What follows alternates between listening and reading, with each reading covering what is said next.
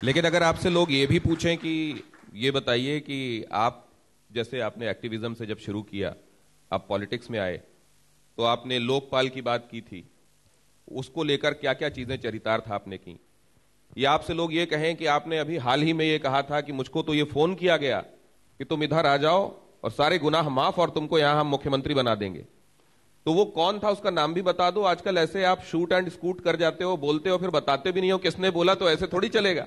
तो इसका जरा जवाब दीजिए। देखिए, लोकपाल तो हमने आते ही पास किया। 2015 में जब पूर्ण बहुमत की सरकार बनी, सबसे पहला काम अरविंद केजरीवाल जी ने कैबिनेट में किया कि लोकपाल बिल पास किया। लेकिन दिल्ली में 2014 के चुनाव में भारतीय जनता पार्टी ने वादा किया था कि हम दिल्ली को पूर्ण राज्य बनाएंगे। वो पूर्ण राज्य तो छोड़ो, और कमजोर करते चले गए। और वो लोकपाल बिल अभी केंद्र सरकार के पास पड़ा हुआ है मंजूरी के लिए। 2015 से आज पास कर दें, आज लागू हो जाएगा। लेकिन दिल्ली की विधानसभा से पास हो चुका है। इन्हें देखिए, घर से ही सोप मैन्युफैक्चरिंग करते हैं और महीने का 1 लाख कमाती हैं। आप भी सोप मैन्युफैक्चरिंग करना चाहते हो, इनसे सीखना है तो फ्रीडम ऐप को अभी डाउनलोड कीजिए। सेंट्रल गवर्नमेंट के पास पड़ा हुआ है।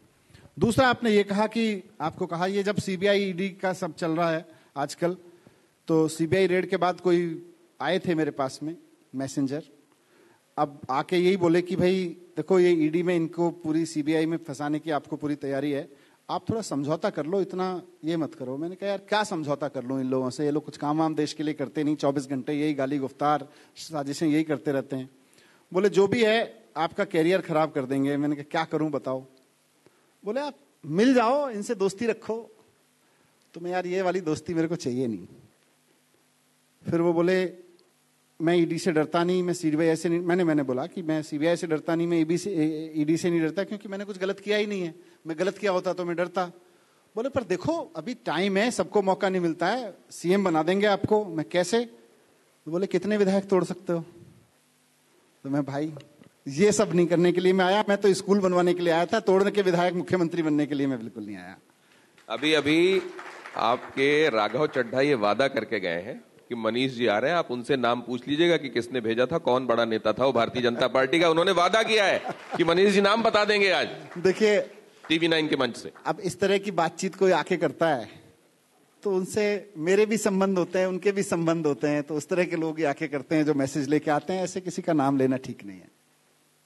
तो पता नहीं मनीष जी अभी नाम क्यों नहीं लेना चाह रहे हैं, ये आप जानिए। लेकिन एक बात मैं और, क्योंकि तमाम गुजरात के लोग यहाँ सब बैठे हुए हैं, कौन सी एक बात आप समझते हैं जो गुजरात के लोगों की आपके हिसाब से नर्व छू जाएगी, उनके दिल को छू जाएगी, और जिसकी वजह से वो आम आदमी पार्टी की तरफ देखेंगे?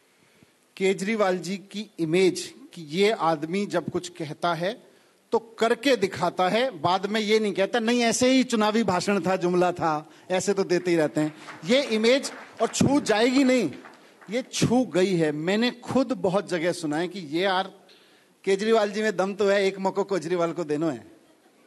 और एक बात गुजरात के लोग और जानना चाहते हैं कि अगर एक्साइज पॉलिसी के एक्सटेंशन में जो एक्टिविटीज हो रही हैं, अब उसमें आपके ऊपर वाकई गिरफ्तारी आपकी हो जाती है, तो उसको लोग क्या माने कि एक काम जो ठीक नहीं हुआ उसकी सजा मिल रही है, या उसको ये देखें कि देखिए इनके साथ पॉलिटिकल वेंडेटा सेट किया जा रहा है? देखो, एक्साइज पॉलिसी का सच मैं आपको बता रहा हूं, बहुत कट्टर ईमानदारी से काम किया है और कट्टर ईमानदारी से ही काम कर देंगे। मर जाएंगे लेकिन बेईमानी नहीं करेंगे।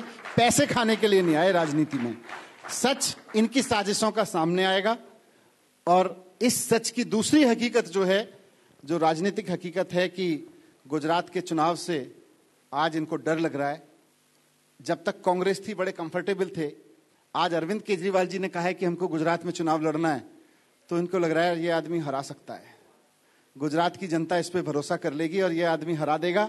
इसलिए पूरी टीम को सबके पीछे पड़ गए अब, और इसीलिए इनका काम ही है कीचड़ उछालना, ये करना। हमको स्कूल बनाना आता है, इनको कीचड़ उछालना आता है। ये पूछते हैं कि फिर कट्टर ईमानदार लोगों में वो लोग कौन हैं जो जब घोटाला करते हैं सामने आता है तो पंजाब में नई सरकार में उनको अपने एक मंत्री को अंदर करना पड़ता है? यही तो या है। सत्येंद्र जैन अभी तक 3 महीने से अंदर है, क्या कट्टर ईमानदारी की वजह से होने के बावजूद उनको 3 महीने तक अंदर रख सकते हैं? क्या कोर्ट भी चीजें नहीं देख रही है? अगर सत्येंद्र जैन बेईमान थे तो जब जजेस के सवालों के जवाब देते ना, जजेस बदलवाने के लिए क्यों भाग गए? फिर वहां पे जजेस ने कुछ सवाल किए, ऑनरेबल जजेस ने, जजेस के सवालों के जवाब देते कि देखो जी ये रहे इसके बेईमानी के सबूत।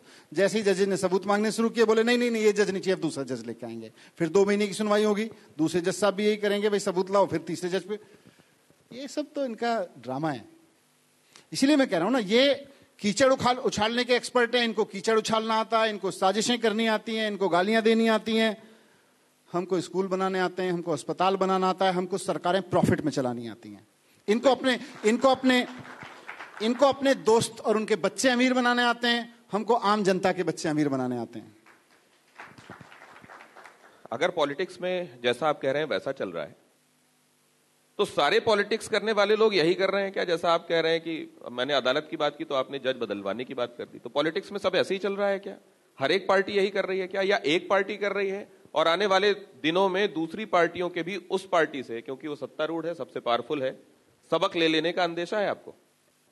नहीं, ये इन्होंने बहुत, जैसे अभी एक अखबार में मैं नेशनल डेली में रिपोर्ट देख रहा था कि इससे पहले कांग्रेस की सरकार थी, वो भी विपक्ष के लोगों को सीबीआई और ईडी से परेशान करती थी, साजिशें रचती थी, लेकिन उसका रेशो शायद कुछ रिपोर्ट थी 60-40% था। अब बीजेपी का रेशो 95% 5% है। तो हो सकता है केंद्र में बनने वाली अगली सरकार ये देखे, अच्छा ये रेशो मेंटेन किया है, उसको आगे बढ़ाना है कि पीछे बढ़ाना है। पर मुझे लगता है कि लोग अब आजिज आ गए हैं, लोग ये नेगेटिव चीजें, साजिशें नहीं देखना चाहते। लोग अब ये पूछना चाहते हैं, भाई 21वीं सदी में दुनिया के साथ कदम से कदम मिला के हमारे बच्चे चल सकें। आज गुजरात के, पंजाब के, दिल्ली के, देश के बच्चे कनाडा पढ़ना चाहते हैं, अमेरिका पढ़ना चाहते हैं, जापान पढ़ना चाहते हैं। वो दिन कब आएगा जब जापान में बैठे हुए परिवारों में, अमेरिका में बैठे हुए परिवारों में ये चर्चा होगी कि इंडिया के स्कूल बड़े शानदार हैं, मजा आ जाएगा अगर हमें अपने बच्चे इंडिया में पढ़ाने का अवसर मिल जाए। आप वो सपना देखते हैं ना यार, ये सपना ठीक नहीं है। ईडी को कौन ज्यादा दुरुपयोग करेगा, सीबीआई को कौन ज्यादा दुरुपयोग करेगा, ये तो दुष्टता है। अच्छा इसमें है कि हम ये सपना देखें कि एक दिन हम ऐसी यूनिवर्सिटी खोलें कि हमारे यहाँ पढ़ने वाले बच्चे कहें कि अब मुझे हार्वर्ड नहीं जाना, हमारे इंडिया में हार्वर्ड से बढ़िया यूनिवर्सिटी हो गई है। और हार्वर्ड वाले शहरों में, बोस्टन में बैठे हुए परिवारों में बच्चे कहें कि अब हमें फलानी इंडिया की यूनिवर्सिटी में पढ़ने जाना है, अब हम हार्वर्ड को छोटा मानने लगे। तो यहाँ आपके इस एजेंडे को कौन सा चेहरा आगे लेकर जाएगा जिसको आप सीएम बनाएंगे? चेहरे ही चेहरे हैं, गुजरात में चेहरों की कमी नहीं है। इतना सारा युवा लोग सामने आ रहे हैं, एक से एक बढ़ के टैलेंटेड, कमिटेड। मतलब गुजरात में मैं जब आता हूं, लोग कहते हैं जब से अजय कोठियाल वाला एक्सपीरियंस हुआ है तब से आप लोग सीएम बोलने में, जल्दी बताने में घबराते हैं। नहीं, ऐसा नहीं है, समय आने पे बताएंगे। गुजरात की जनता के बीच से निकल के आएगा गुजरात के सीएम का चेहरा, और ऐसा व्यक्ति निकल के आएगा जिसपे पूरे गुजरात की जनता गर्व करेगी।